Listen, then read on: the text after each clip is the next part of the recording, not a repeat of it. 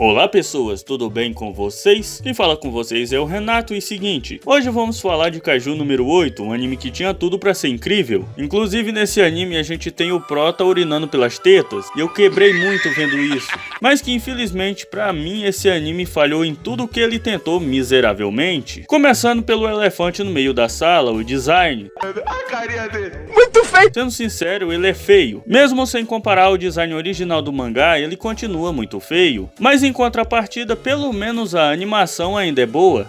Ok. Kaiju 8 é um anime sobre adivinha o quê? Kaijus. E o anime começa com um kaiju gigante atacando uma cidade. E se a gente tem kaijus, a gente também tem as pessoas que caçam os kaijus. E eles são a tropa de defesa. E essa tropa é tipo aquele filme do Círculo de Fogo, só que em vez da tropa de defesa lutar contra os kaijus usando robôs gigantes, eles usam armas e armaduras feitas de partes de kaijus. No começo do anime a gente tem uma luta até que bem feita da tropa de defesa enfrentando esse kaiju gigante. O trabalho principal da tropa de defesa é deixar as pessoas seguras, e por isso eles são tratados como verdadeiros heróis. Mas nosso homem não faz parte dessa tropa. Longe disso, nosso prota é o Kafka, e ele trabalha no serviço de limpeza de kaijus. Esse serviço é responsável por limpar a cidade depois que a tropa de defesa mata os kaijus. E adivinha qual parte do kaiju o Kafka ganhou para limpar? Exato, o estômago. Diferente de outros shonens por aí, o Kafka já é um cara de meia idade, o que já é uma quebra bem legal de um dos maiores clichês dos shonens. Normalmente protagonistas de shonen são adolescentes ou então pessoas bem jovens. Então é no mínimo curioso ver um shonen onde o protagonista já passou dos 30. Quando o Kafka era criança, depois de um ataque de kaiju, ele e sua amiga de infância, chamada Mina, fizeram uma promessa, em que os dois iriam entrar para a tropa de defesa e iriam destruir todos os kaijus do mundo juntos. Só que enquanto a Mina virou a líder de uma das divisões da tropa de defesa, inclusive ela é bem famosa e tem fotos dela espalhadas pela cidade toda, o Kafka tentou entrar na tropa, mas depois que ele falhou várias vezes, ele simplesmente desistiu do sonho dele. E para compensar todos esses fracassos que ele teve, ele acabou entrando na equipe de limpeza.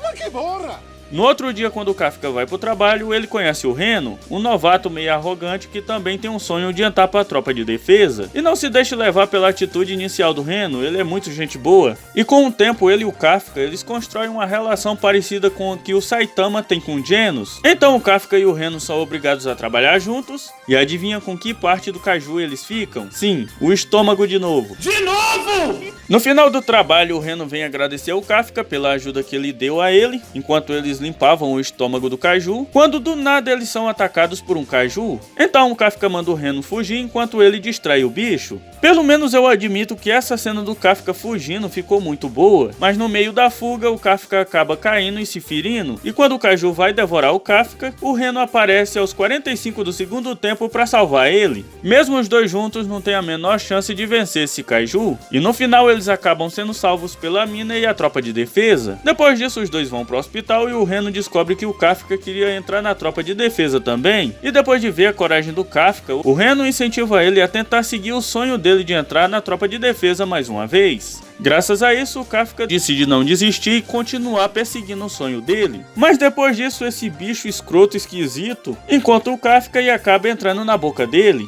E plau, ele virou um fudendo homem kaiju. O interessante é que esse monstro ele estava procurando especificamente o Kafka, já que quando esse monstro vê ele, o monstro fala: finalmente eu encontrei você. Depois que o Kafka vira um kaiju, eles são logo descobertos por um velhinho.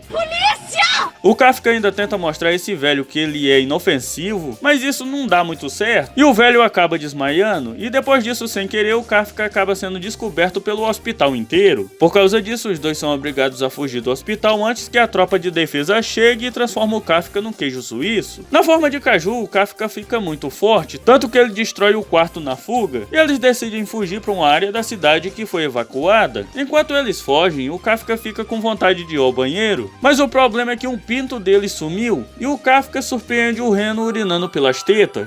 Bizarro! Enquanto eles fogem, o Kafka sente que outro kaiju vai atacar a cidade. Então o anime corta pra uma casa que desabou e tem uma garotinha tentando salvar a mãe dela que ficou presa nos escombros. O Kaiju encontra as duas e quando parece que ele vai comer elas, o Kafka aparece e faz o bicho sair voando pelos ares. Depois disso ele manda o Reno cuidar da mulher e da garotinha enquanto ele cuida do Kaiju. E no maior estilo Saitama, o Kafka explode o Kaiju com um soco e a gente tem essa icônica cena da chuva de sangue. Depois disso nós temos o Kafka pensando como ele vai entrar para a tropa de defesa, sendo que agora ele virou um monstro. Mas mesmo sendo um Kaiju, o Kafka lembra da promessa que ele fez de sempre estar do lado da mina e ele decide continuar tentando realizar o sonho dele, mesmo que isso custe sua própria vida. Na questão de história, eles só estão dando Ctrl+C, Ctrl+V na história do mangá, e você pode até pensar que seguir a risco o mangá quer dizer que a adaptação tá boa. Acho que não, hein? Assistindo o cenário transparente durante anos, eu aprendi com o Piscine que uma boa adaptação não quer dizer necessariamente copiar quadro a quadro do mangá, e sim mudar algumas coisas para ficar melhor em tela, até porque diferente do mangá, no anime a gente tem animação, trilha sonora, efeitos, sons, e tudo isso pode ser usado para aumentar a imersão de quem tá assistindo. É verdade. E o que mais me espanta é que esse anime não acerta em nada, tirando a comédia, é claro. Cenas que poderiam ser épicas ficaram apenas legaisinhas, e isso é muito decepcionante. E esse pra mim é o maior problema de Kaiju 8, ele é um monte de potencial desperdiçado, e potencial não vale de nada se você não souber trabalhar ele da forma certa. Depois disso o Kafka e o Reno foram aceitos para participar da seleção para entrar na tropa de defesa, e no dia da prova eles conhecem a Kikuro, uma loirinha que começa a implicar com Kafka só porque ele pegou a vaga de estacionamento com o número da sorte dela. E aqui foi a primeira vez que o design do anime começou a me incomodar. No anime a Kikuro é uma loirinha linda, e aqui no anime ela ficou assim. Tá muito esquisito, tá muito feio isso daqui. Ok.